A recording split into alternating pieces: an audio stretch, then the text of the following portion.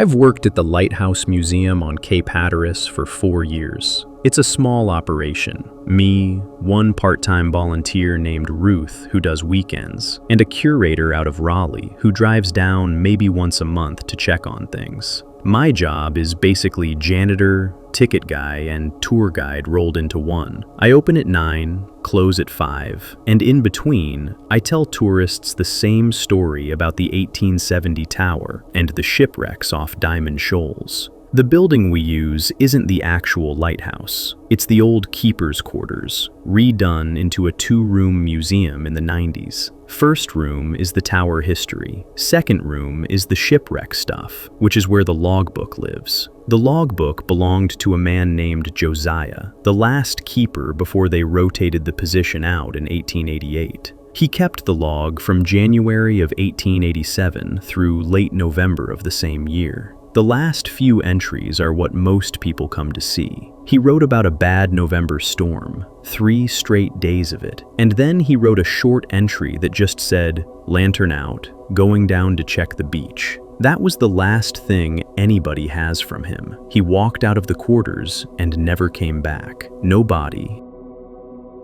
His wife was up in Elizabeth City with family at the time. The relief keeper found the door open a week later. The logbook sits in the second room, in a glass display case, tilted at maybe 30 degrees, so you can read the last page. It's been open to the same spread since before I started. Josiah's handwriting is small and tight, and leans hard to the right. I could recognize it in my sleep. That's the setup. Now the part I don't talk about. August 9th of 2022, a Tuesday. I remember because we had a school group booked for 11 from a summer program in New Bern, and I was annoyed about it before I even got out of the truck. Tuesdays are supposed to be slow. I got there around 8:40. The parking lot was empty except for a Park Service pickup, which meant nothing. They cut through there all the time. I unlocked the front door, disarmed the alarm, and did my walkthrough. Nothing out of place in the first room. The postcards were where I left them. The AC was still running from the night before, so the second room was cool and had that smell it always has. Salt and old varnish and whatever they use to clean the glass. I got to the case. I always check the case first thing in the summer because the humidity swings can fog the inside, and Rick, the curator, is picky about it. The glass was clear, the book was open, and there was writing on the page facing up that had not been there when I closed on Monday. I want to be careful about how I describe this because I've had 4 years to talk myself out of it, and I still can't. The logbook is open to what used to be the last written page, Josiah's Lantern Out entry, and the blank verso across from it. That blank page had been blank on Monday at 5 p.m. I know it had, because I always give it a look before I lock up. It's a habit. There's a small water stain in the top corner that I use as my landmark. That stain was there, and 2 lines below it, in fresh brown ink, was a new entry. Same handwriting, same lean, same little curls on the G and the Y. The ink even looked the right color, that faded iron gall brown, except at the tail of the last word where a tiny bead had dried thicker than the rest. And that bead still had a shine to it, fresh shine. You know what I mean if you've ever watched ink dry. The entry read, and I have it word for word, because I stared at it for a long time before I did anything else. Tonight there will be a storm. Warn the ships. Underneath, a date, August 8th, 2022, the day before.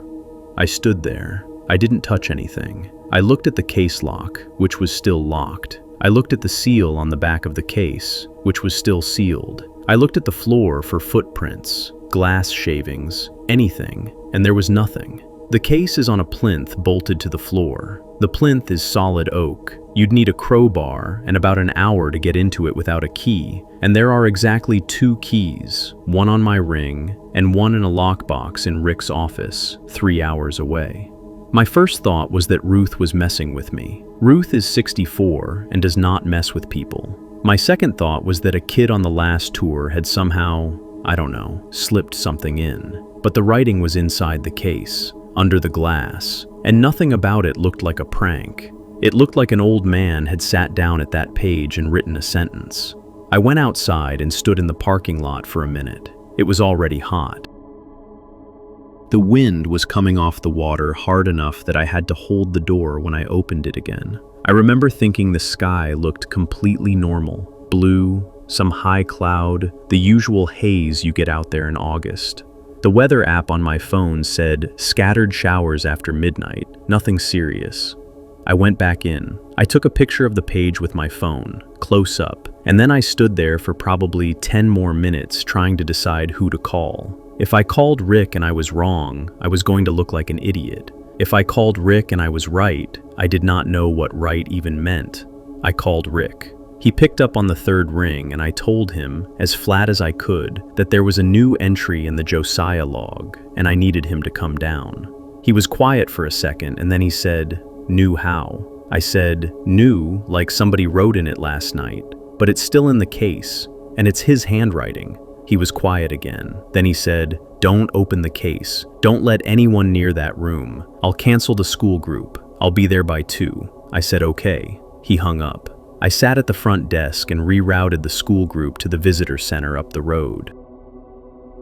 I put a sign on the second room that said, "Temporarily closed for conservation," which is a thing we say maybe twice a year. 2 couples came through the first room in the meantime. Neither of them asked about the second room. One of the men had on a Duke blue devil's cap and made a joke about the wind. I laughed at it. My face felt strange laughing. Rick got there at 10 past 2. He's a small guy, mid-50s, wears reading glasses on a lanyard. He came in without saying hello, went straight to the case, and stood over it with his hands behind his back for what felt like a full minute. Then he leaned in close, so close his breath was fogging the glass, and he read it. His lips moved a little. He straightened up. He did not look at me. He said, "Did you write this?" I said no. He said, "I need you to say it plainly. Did you or anyone you know write this? This is the only time I will ask." I said, "Rick, I did not write this. I have not touched the case. I have not been alone with it with the lock open in 4 years." He nodded once. He kept looking at the page. He said, "Quiet, it's his hand." "It is definitely his hand." Then, softer, almost to himself, "I don't know how that's possible."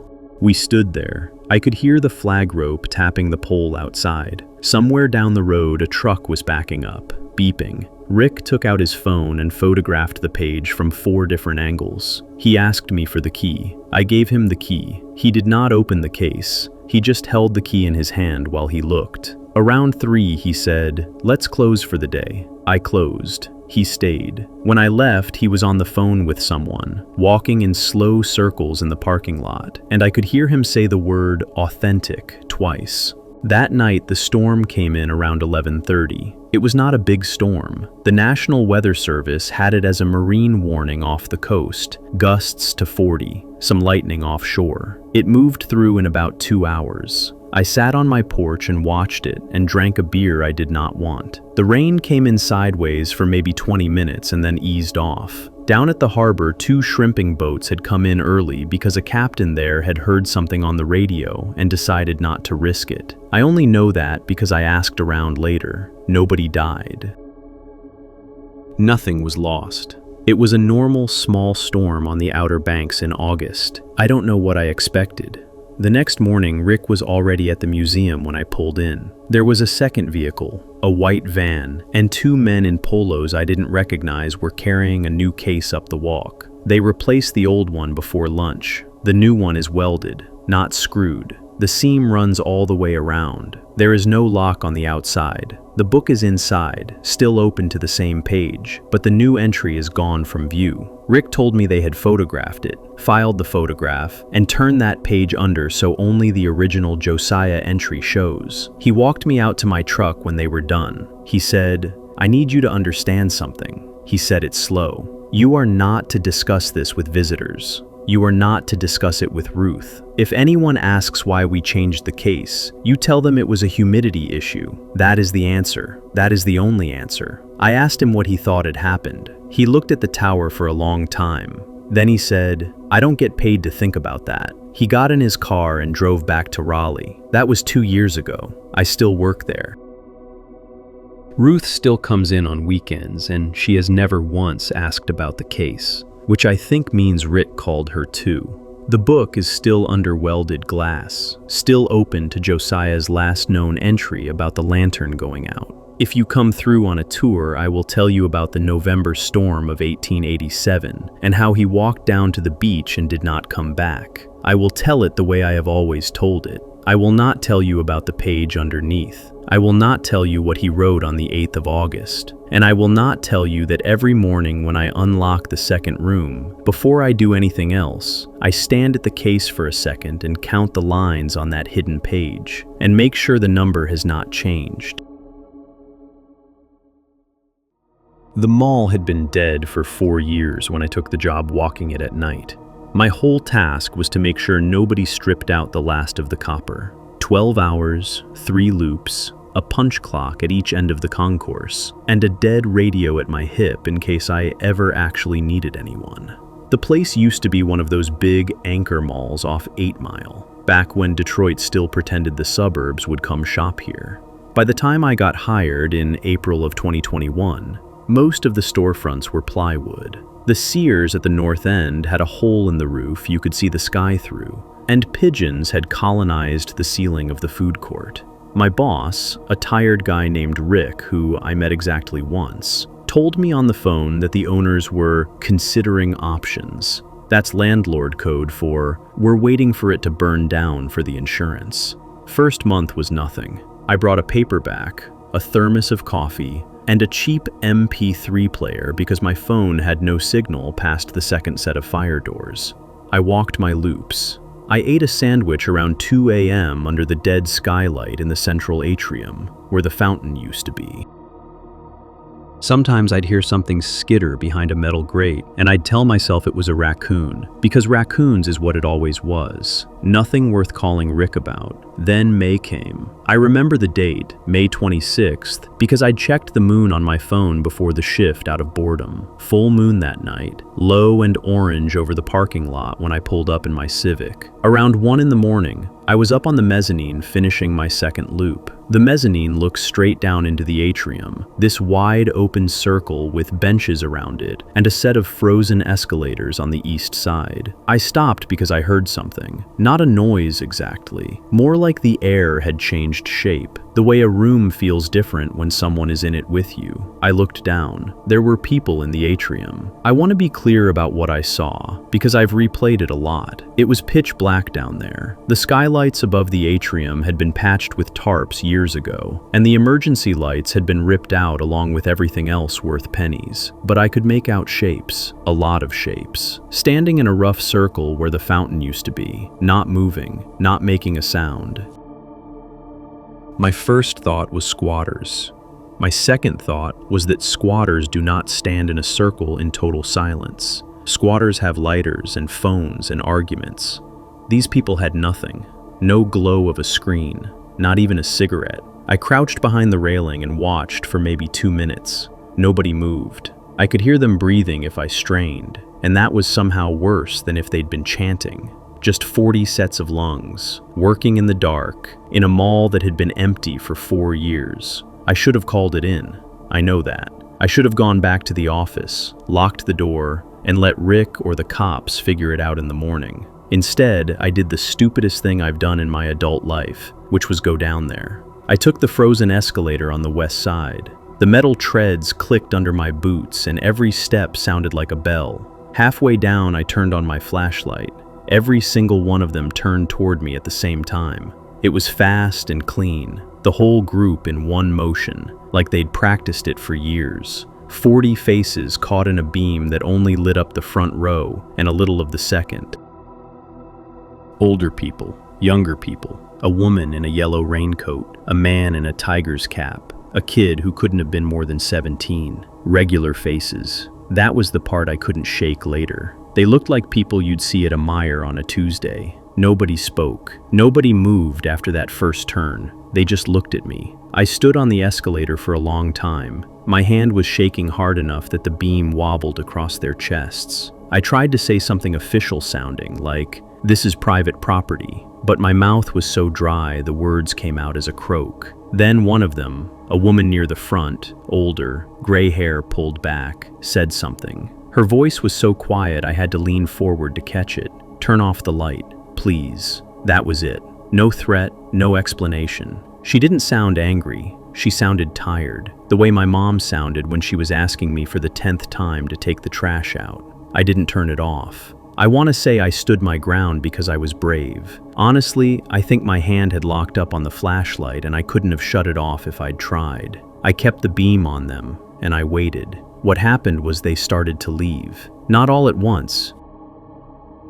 In small groups, 2, 3 at a time. They filed out through the south corridor, past the boarded-up Payless and the old Auntie Anne's, and disappeared into the dark toward the service exit. No pushing. Nobody bumped into anyone else. It was the calmest crowd I've ever seen leave anywhere, like a church letting out. I counted because I needed something to do with my brain. I got to 38 before I lost track, and then picked up again and got 2 more, about 40. The last one stopped at the bottom of the escalator. He was a middle-aged guy, glasses, brown jacket, nothing you'd remember if you passed him on the street. He looked up at me and waited until I looked back at him. "Next time," he said, "don't turn on the light. It matters to us." Then he walked out after the others. I stayed on that escalator until the sun came up. I did not do my 3rd loop. I did not go back to the atrium to see if they'd left anything behind. When it was light enough that I could see the parking lot through the front glass, I walked out to my car and drove home. I called Rick. I told him everything. He was quiet for a long time, and then he said the sentence I keep coming back to, which was, "Are you sure it was 40? I told him I was sure. He said he'd call it in. Next full moon was June 24th. There were 2 Detroit PD cruisers in the lot when I showed up for my shift, and 2 officers walked the loops with me. One of them was named Marcus, and he was nice, made small talk about the Pistons, and asked what a place like this even had left worth stealing. The other one didn't say much. We sat in the atrium from midnight to 4 in the morning, drinking gas station coffee, with every emergency work light the department had brought plugged into a portable generator. The generator hummed the whole time. I kept thinking it was too loud, that anyone within a block would hear us sitting there. Nobody came. At 4:30, Marcus clapped me on the shoulder and said whoever they were, they'd probably gotten spooked, and this was the end of it.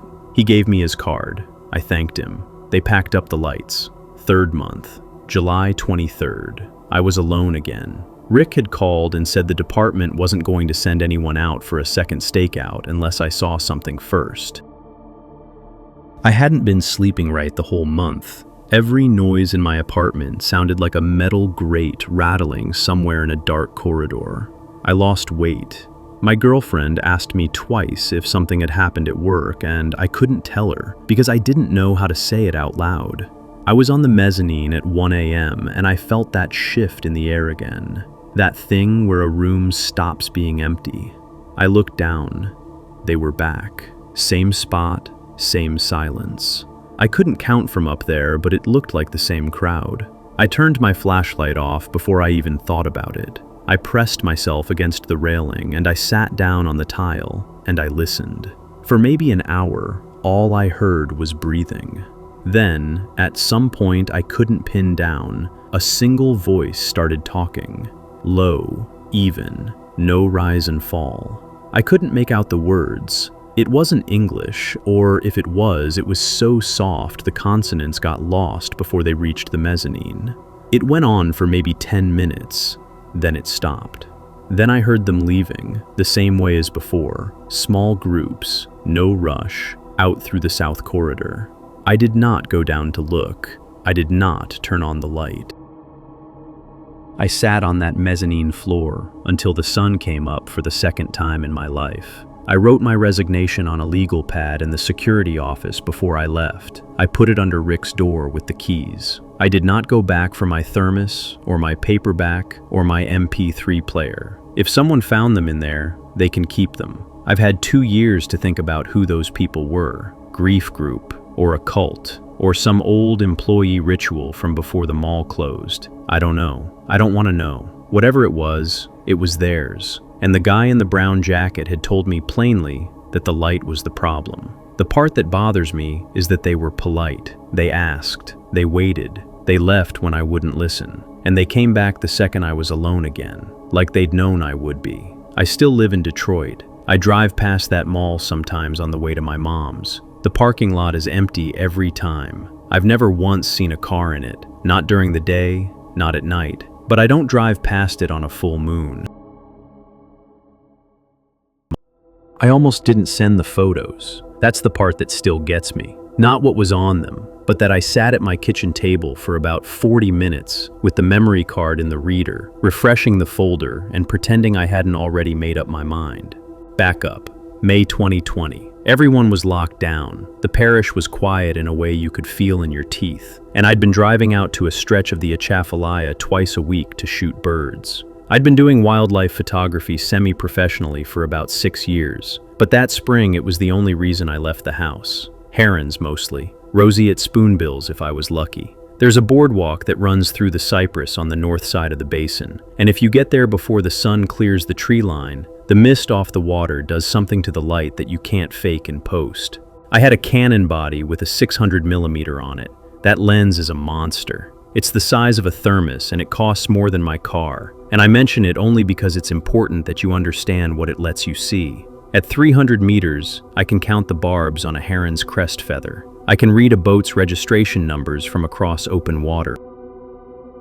That morning, it let me see something I was not supposed to see. I got out to the pullout around 5. It was already warm. That thick Louisiana warm where your shirt sticks to your back before you've done anything to earn it. I loaded up, walked the boardwalk about a quarter mile, and set up on a little observation deck that juts out over the water. Tripod, gimbal, coffee and a thermos. My routine. For the first hour, it was a normal morning. I got a great ibis in soft light, a pair of anhingas drying their wings on a stump. I want to say I was genuinely happy because I think that matters. I wasn't primed for anything. I was thinking about whether the ibis shot was sharp enough to sell. The far bank of that stretch is maybe 300 meters across. It's not really a bank in the way you'd picture one, more like a low shelf of mud and cypress knees where a service road comes down out of the trees. Nobody uses it. I'd shot from that deck maybe 40 times, and I'd seen a truck on that road exactly once, and it was a parish worker checking a water gauge. Around 6:30, I panned left to follow a heron, and I caught motion on the far bank. I lowered the lens and looked with my eyes and saw only the trees. Put the lens back up, focused. There were people over there, a lot of them. I counted, because I'm the kind of person who counts things when I'm confused. 15. Then I saw 2 more come out from behind a cypress, and it was 17. Then 20. All men, as far as I could tell, dressed in that same non-color you wear when you don't want to be described later. Faded work shirts, dark pants, a few in waders, 2 flat-bottom boats pulled up onto the mud, engines tipped forward. They were loading something into the boats. My first thought was cleanup. There'd been a small hurricane in the fall, and there were still crews out in places, dragging debris. Or a hunting party, though it wasn't the season, and there were too many of them. This is South Louisiana. Big groups of men doing quiet work at dawn usually means somebody's uncle organized something. I watched them because I was already watching. That's the only reason. If I'd panned back right 30 seconds earlier, I'd have missed the whole thing and driven home, and I'd be a different person now. They were moving in a chain. 4 or 5 of them up in the tree line, another group on the shelf, another 2 in the water beside each boat. Whatever they were passing forward came out of the woods wrapped in brown tarp. Long, heavy enough that it took 2 men to a bundle, and I could see the way the weight sagged in the middle when they lifted. Not lumber. Lumber doesn't sag like that. I took my hand off the focus ring and I sat very still, and I told myself to think. Here's the thing about a 600mm lens. Whatever you can see through it, you can also record. I had my finger on the shutter before I'd decided anything, and I fired off a burst. The mirror slap on that camera is loud in an empty deck at 6:30 in the morning. It sounded like somebody clapping their hands twice, right next to my ear. I froze after the second burst. Nobody on the far bank reacted. They kept working. The chain kept moving. Another bundle came out of the trees, went down the line, got laid into the second boat. I let out a breath I hadn't known I was holding, and I took more pictures. Slower this time. Single shots. I was already thinking about which frames the department would need to see the tarps clearly, the boats, the faces if I could get them. I got faces, not many. Most of the men kept their heads down as they worked, ball caps pulled low. But I got a few side profiles. A guy with a gray goatee directing the loading. A younger one who kept wiping his hands on his jeans between bundles. A big man in a green shirt who seemed to be the one in charge, standing back from the water with his arms folded. The green shirt one turned toward me. He wasn't looking at me. Not yet. He was scanning the far side of the basin in a general way. The way you'd look up if you heard a bird call and wanted to place it. His head moved past my position, then came back, then stopped. He was looking at the deck. I don't know if he could see me with his eyes at that distance. I want to believe he couldn't. I was in shadow under the awning, wearing a dark green shirt myself, and the sun was still low and behind him. But the tripod was black, and the lens hood is huge, and I was on a wooden platform that stuck out over open water. And if you knew to look, you'd see me. He lifted a hand to his brow. I kept the camera going. I didn't move. I don't know why I didn't move. I think part of my brain had decided that if I stayed still, I would become part of the wood. He stared. He kept staring. I could see his mouth in the viewfinder, and it wasn't doing anything. No talking, no shouting to the others. He was just looking, taking his time about it, the way you look at something to be sure of what it is. I counted in my head. 1, 2, 3. He was still looking. 4, 5. At about 7 or 8, he lowered his hand and said something over his shoulder to the goatee man. The goatee man looked up too, but only for a second, then went back to the loading. The green shirt man kept watching the deck. I stopped shooting. I stopped because the sound of the shutter felt suddenly enormous, and because I had all the frames I was going to get, and because my hands had started to shake in a way that would ruin the next photo anyway. I did not pack up. If you've never had to make yourself move slowly, when every part of you is telling you to run, I can't really explain it. I lifted the camera off the gimbal one screw at a time. I collapsed the tripod one leg at a time. I zipped the bag like I was zipping a sleeping baby into a coat. The whole thing took maybe 3 minutes, and it felt like an hour, and the whole time I could feel him still watching, though I didn't lift the lens again to check. I walked back down the boardwalk at the pace of a person who had seen enough birds for one morning and was heading home to eat breakfast. I did not look back. I did not jog. When a plank creaked, I did not flinch. There is a bend where the cypress closes over the top, and you are hidden from the water on both sides. I remember reaching that bend and finally letting my legs move faster. Even then, I didn't run. Running makes noise, and sound travels across water. My car was the only one in the pullout. I did not check the tires. I did not check the back seat. I put the camera bag on the passenger side, started the engine, and drove out at the speed limit. And it wasn't until I hit the parish road and passed a gas station with actual people at the pumps that I let my shoulders drop. I did not go straight home. I took a loop through town first. I don't know who I thought was following me. Nobody was. But that's what my body wanted, and I let it. At home, I loaded the card and sat there for those 40 minutes I told you about. The photos were sharp, sharper than they had any right to be. You could see the tarps and the way they sagged. You could see the boats and their lack of registration numbers. In one frame, the green shirt man was looking straight down the barrel of my lens. His expression in that frame is the thing I don't like to talk about. It wasn't angry, it was patient. I found the tip line for the sheriff's department in the parish where the basin sits. I attached the frames. I wrote a short message with the time, the location, the coordinates off my GPS, my phone number. I did not sign my name.